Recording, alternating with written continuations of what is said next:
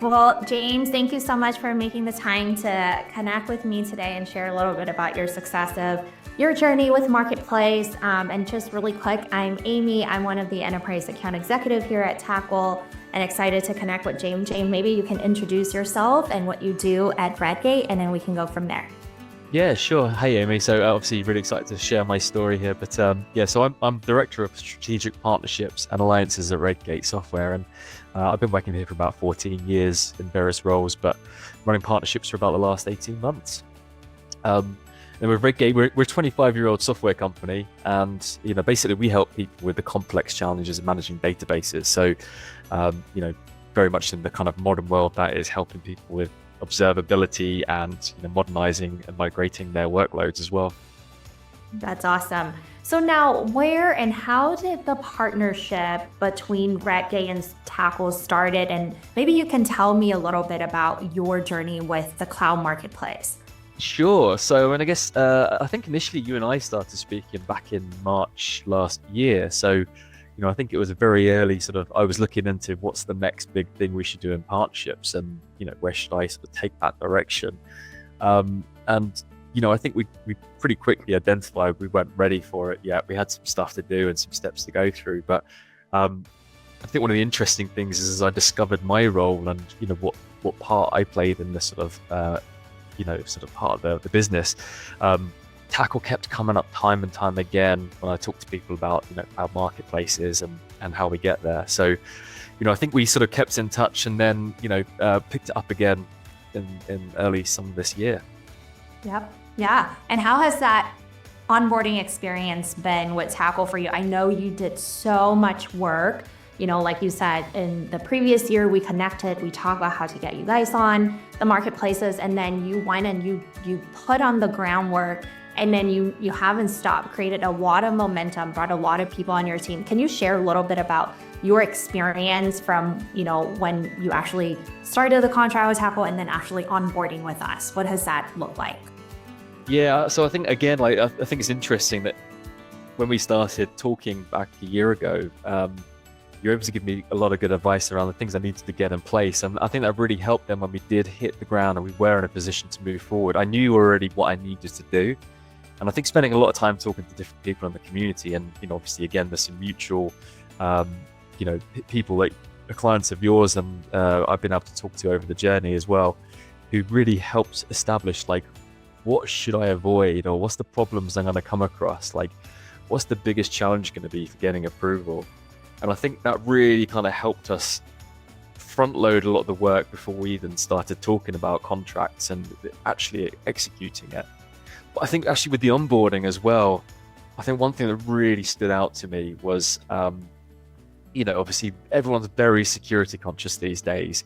And I remember, we were trying to get through these InfoSec questions and, even you brought Dylan Woods, on the call, to actually help us understand like the impact of some of these things and actually kind of put these questions to bed and help us move forward. So I think all these different things you kind of thrown in along the way, like and added to the journey, it really just helped us move very quickly. And, I think we talk about it takes a village. I think, both sides, both at Redgate and at Tackle, there was a village of people who were willing to jump in and help when needed.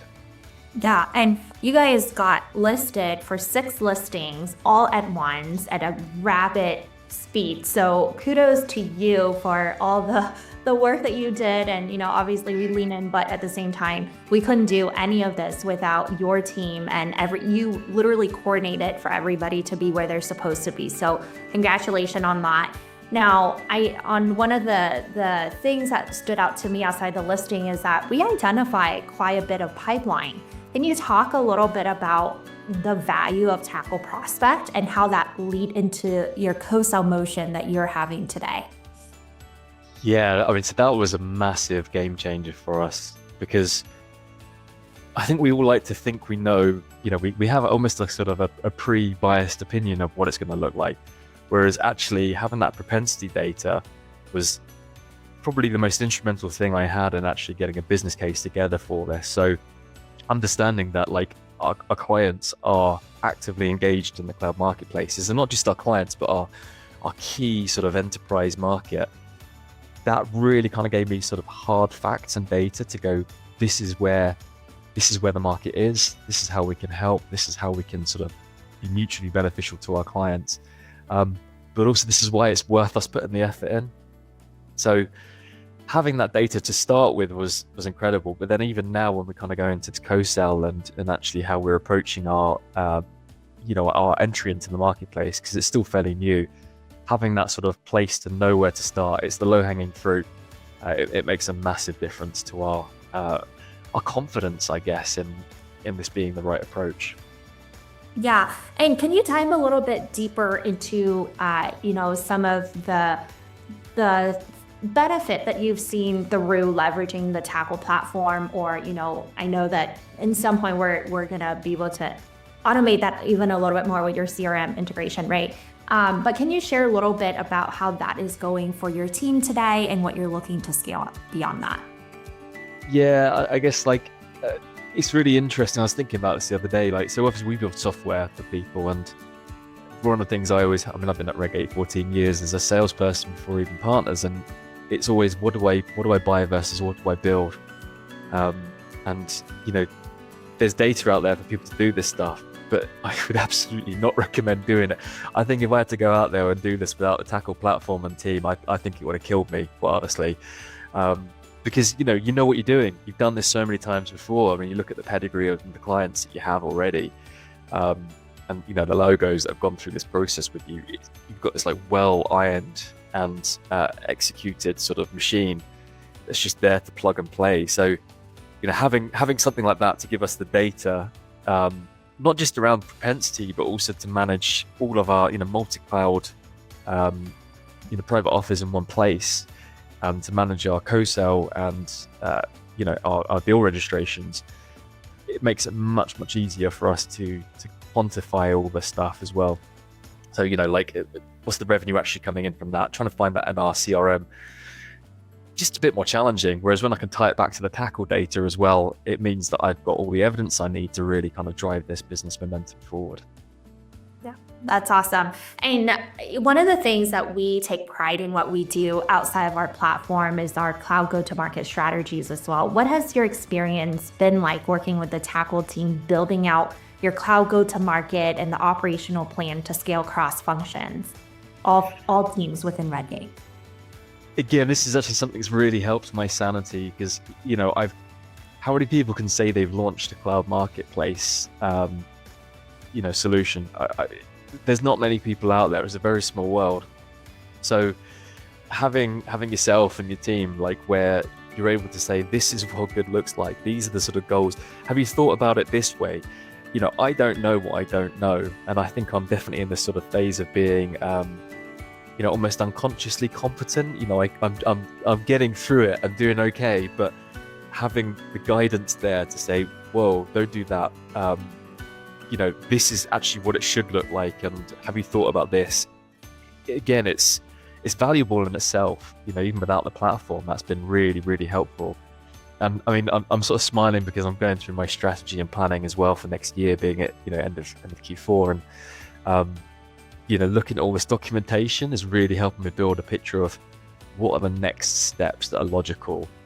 What is the goal and the outcome and the KPI we can expect from that, and how can we measure ourselves about being on track? What does good look like, and what does finished look like? So having this guide to help me is again, it's going to save me a lot of my years and a lot of my stress. That's awesome. So you touched a little bit on planning out for FY26. I think everybody is in the same stage at the moment, right? Planning out next year. What is the next milestone or two that you're looking to accomplish in the next fiscal year? So there's I'm sure you know it, because it's the Tackle maturity framework, or cloud marketplace maturity framework, and so I'm using that as kind of the guide of where I want to get to in the next 2 years. What I did in the next year.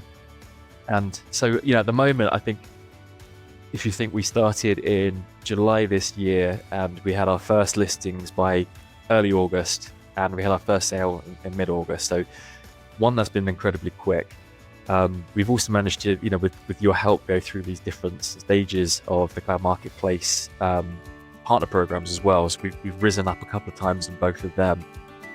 So we've done some really amazing things. Now what I need to do as part of my planning is, what does that mean for next year? And I think that's going to be a revenue goal for us. I mean, I think initially we were kind of looking at maybe $1 million in year one might be a really, really ambitious target. Considering we've done about 400,000 and I think we've only been 16 weeks or less. I think I might need to revisit those numbers and maybe go a little bit more ambitious. But I think, also then working on like the things like, how do we get our co-sell motion going? How do we speak the right language to our cloud vendors and really kind of, I guess, learn what's going to make that work and make a difference there. I think that's the most important thing we can do at the moment.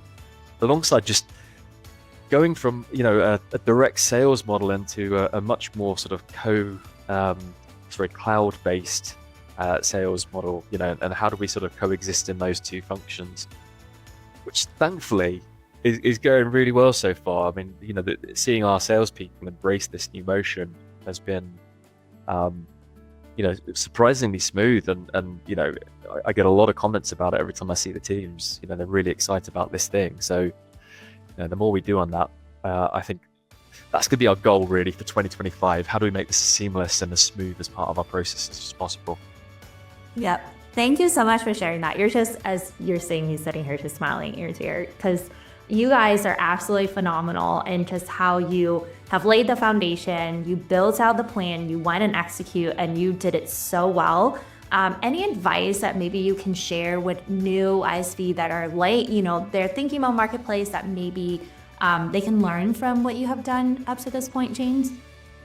I mean, other than talking to tackle, obviously, I think the main thing is knowing exactly what you're going into, like having a business case that is really solid, knowing the data behind the why is this a good idea for this to do, to happen now, and also like having a team dedicated to it. I think that's one of the biggest advantages, and maybe this is because I was able to go with a good solid business case as to why we should do this and the value it'll bring to the business. I was able to get support, to get the resources I need to actually put a full-time effort into this. I can imagine so many people fail where they think, okay, we'll go on the marketplace, and then they don't really think about what's needed next, and have they got the resources to do that? Have they got the team to do that? Because I can imagine like it would be painful to do it without that support from the execs and working backwards from that. So yeah, I would say in England, have all your ducks in a row. Make sure you've got the team, the sponsorship, and the data to provide to get that moving.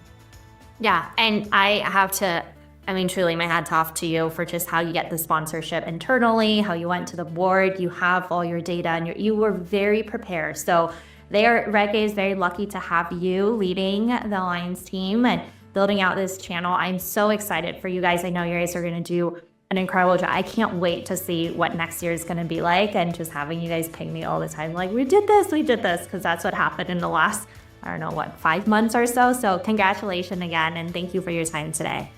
No, thank you, and thank you for the Tackle team and always being there to help us with this amazing journey we're on. So really appreciate you, Amy.